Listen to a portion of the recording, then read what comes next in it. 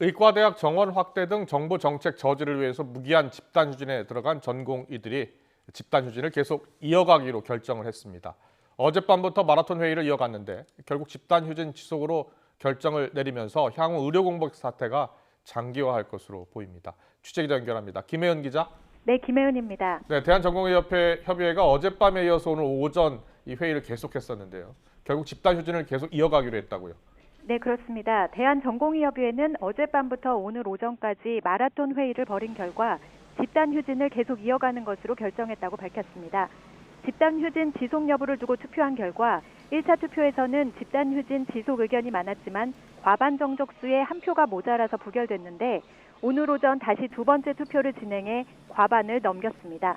전공의협의회는 정부가 일방적으로 추진하는 정책을 원점에서 재검토하고 전면 재논의하겠다는 정부 입장이 나오지 않은 상황에서 집단 휴진을 멈출 수 없다고 밝혔습니다. 의료단체와 국회를 만나 도출해낸 잠정 합의안에도 불구하고 집단 휴진을 이어가야 한다는 목소리가 더 힘을 얻은 것입니다. 다만 앞으로 일주일 동안 전공의들의 모든 단체 행동과 관련한 주요 의사결정을 박지연 비상대책위원장에게 위임하기로 했습니다.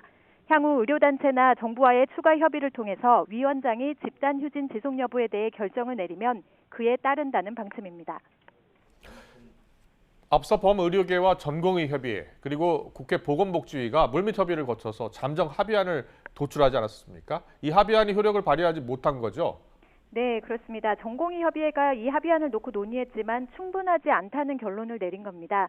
합의안에는 앞으로 의정협의체를 통해서 정부 정책을 원점에서 다시 논의하기로 하고 만약 또다시 일방적으로 정책을 추진하면 모든 전공의가 다시 업무를 중단하고 의대생과 병원들을 포함해서 의료계가 함께 대응한다는 내용이 담겼습니다.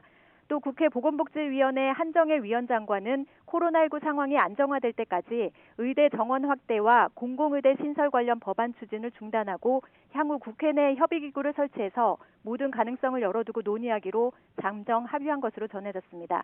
하지만 전공의들이 집단 휴진을 계속하기로 뜻을 모으면서 합의안 역시 원점에서 다시 논의해야 하는 상황입니다. 이렇게 되면 무엇보다 의료 공백 사태가 장기화할 수밖에 없는 상황인데요. 대한의사협회가 3차 집단 휴진을 예고한 데다 의대 교수들까지 전공의들에 대한 경찰 고발에 항의해서 집단 행동에 가세할 조짐도 보이고 있습니다. 향후 정부와 의료계의 물밑 협상이 순탄치만은 않을 것으로 보입니다.